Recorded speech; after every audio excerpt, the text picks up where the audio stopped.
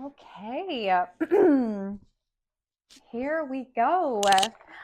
I am super excited to be talking about what we're talking about today because this is something that has been in my life for like 2 years, but I feel like not many people know about it. So I'm excited. But yeah, welcome to Grace of Bell. My name is Natalie Grace. I'm so glad you're here. Here we talk about all things simple, joyful, intentional living, from motherhood to marriage, womanhood, health, all things under the sun, really. I should probably refine my intro. But whether you're here through my blog, Grace of Bell, through the YouTube channel, or the new podcast, welcome. I am so glad you're here. And so today we are talking about the Holy Bible. Yeah, getting holy. Um, no, but this is something that I have been kind of wanting to approach because if you've been reading my blogs or listening to my content, then you may have noticed that I've referred to the Bible or incorporated scripture sometimes. And I just kind of wanted to speak on this because I feel like for anyone who knew me growing up, it might seem like this kind of just came out of left field. Um, and I I just thought it might be helpful to kind of shine a light on how I kind of arrived to this place of learning more about the Bible and valuing scripture. And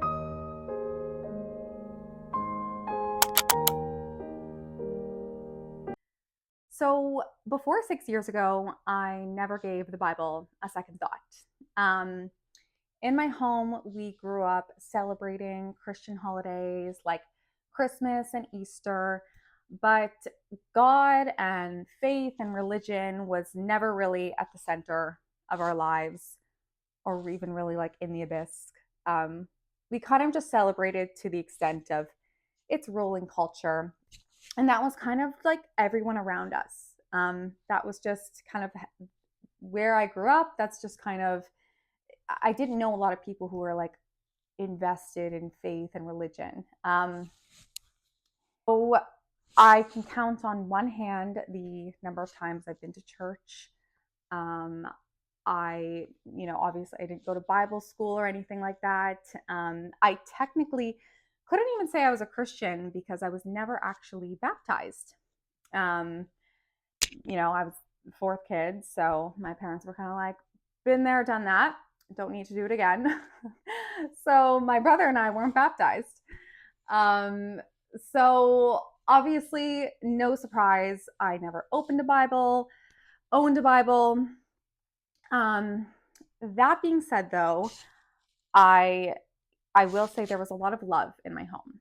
I grew up surrounded by a lot of love, and so I really praise my parents for that, and I'm so thankful for that because God kind of felt present, anyways. Without the religion and the faith, because there was a lot of love in my home, God felt present, and I was always open to God. Like I wasn't closed off. I was curious. I was open, and I remember this one particular instance when I was a little girl, and it was probably the first time I ever remember praying. And I don't even know where. I probably just saw it in movies, but I saw my mom crying, and I was really upset because I'd never seen her cry before. So that was very upsetting. And that night, I leaned on my bed and prayed to God that she would feel better. And she seemed a lot brighter the next morning. I don't really know if I had, my prayers were considered, but obviously I was only 6 or 7, so I don't know the whole details. She could have been putting on a face, but I'm just the point is that I was always kind of open to God, even though I didn't grow up being schooled or I wasn't just because we didn't have religion. my mind and my heart were open.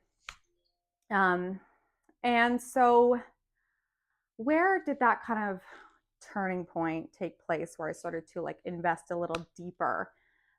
So obviously, it didn't. It's not just like one thing, but the summer of 2019 definitely marked a significant time.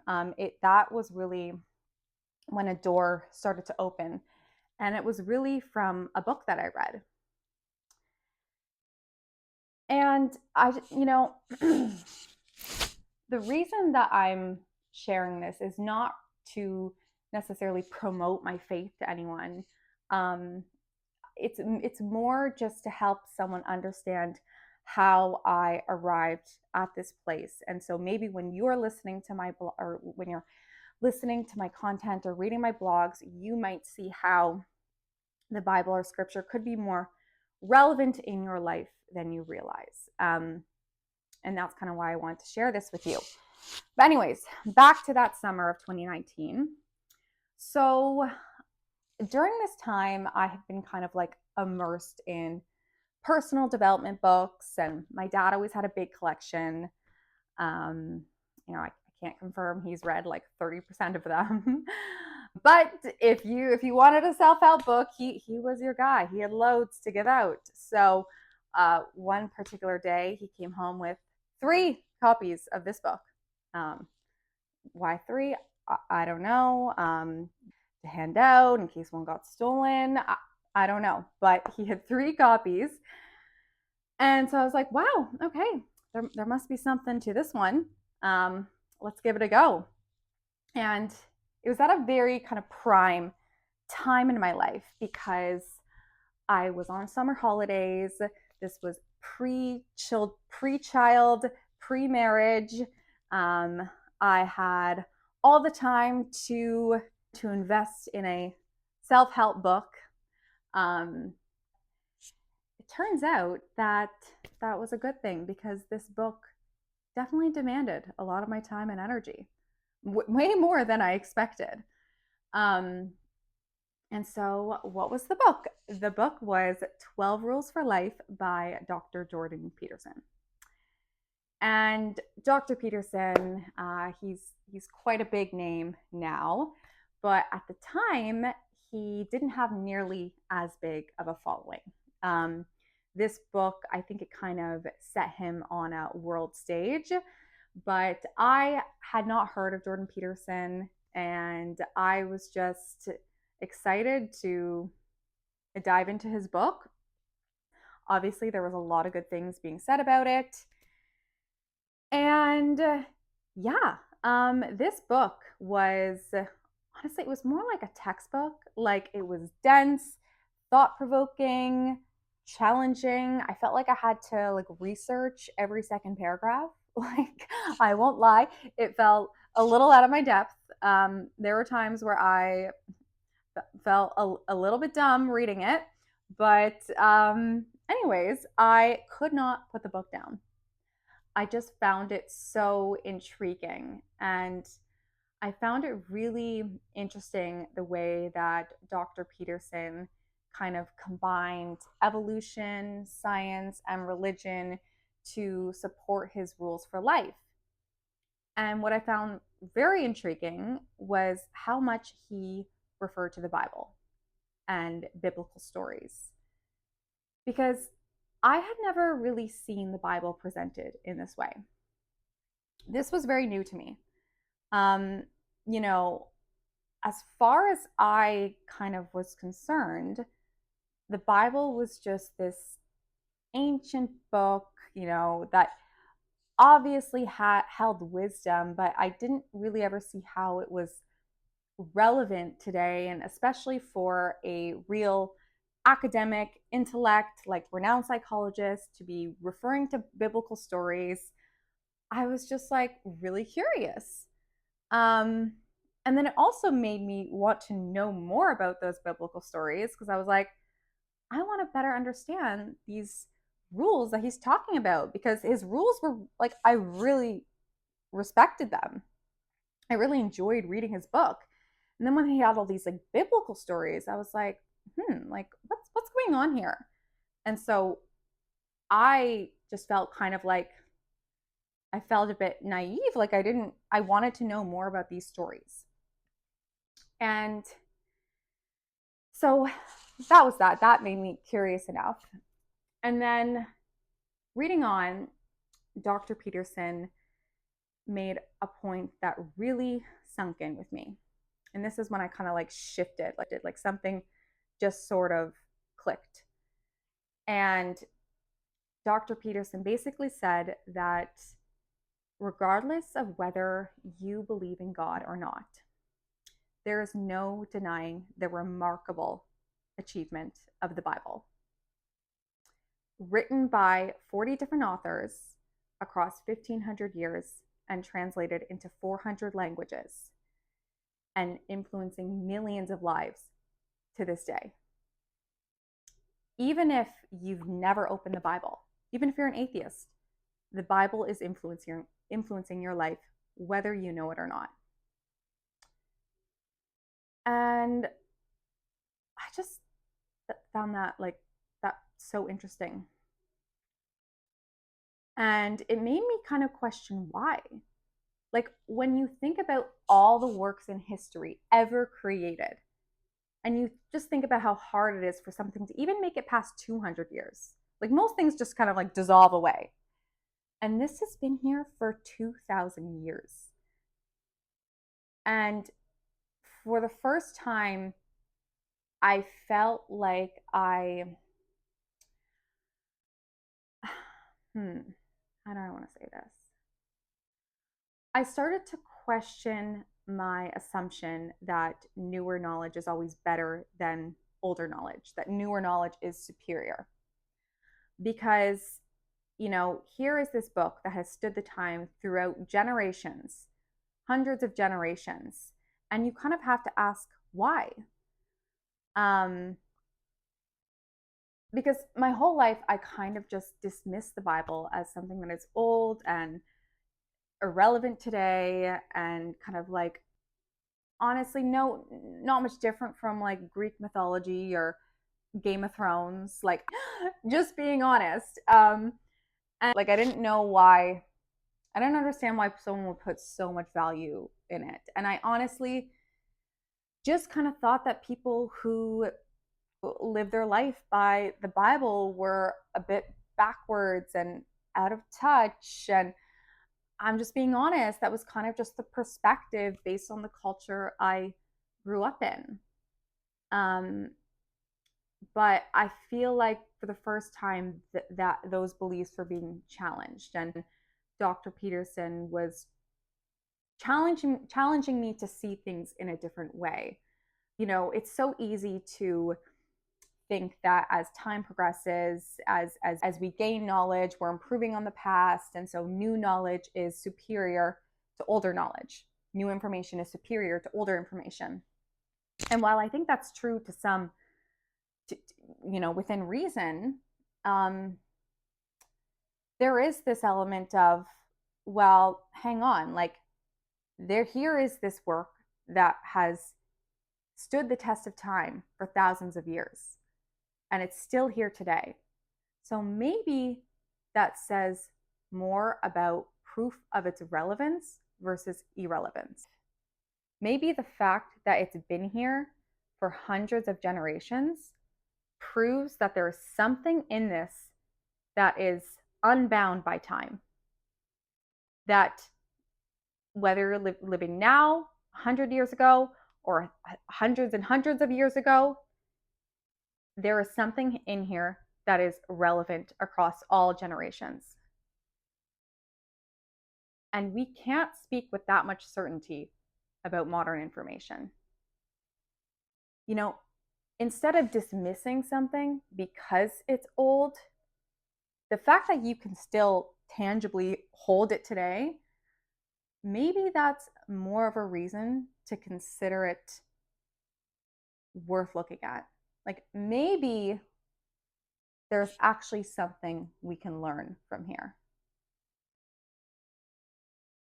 And that was when my perspective really started to shift and my eyes were just open to what I was possibly really missing out on. I kind of just thought, wow, maybe the Bible is a lot more relevant in my life than I ever imagined. And that was kind of when I decided to purchase my first Bible. And that was the beginning.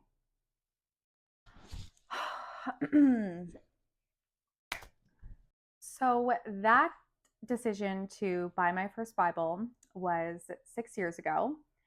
And it wasn't like some overnight transformation where I just started to go to Bible study and give my life to Jesus. And no, it was just a slow trajectory of learning a little bit and then putting the book down and then picking it up maybe a month later and reading it for a week and then being like, hey, it's kind of weird and boring. And then, putting it down again. And, it was just it's just been like a slow process.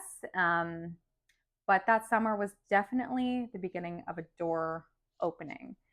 And that hunger for knowledge eventually turned into a real, genuine desire for faith.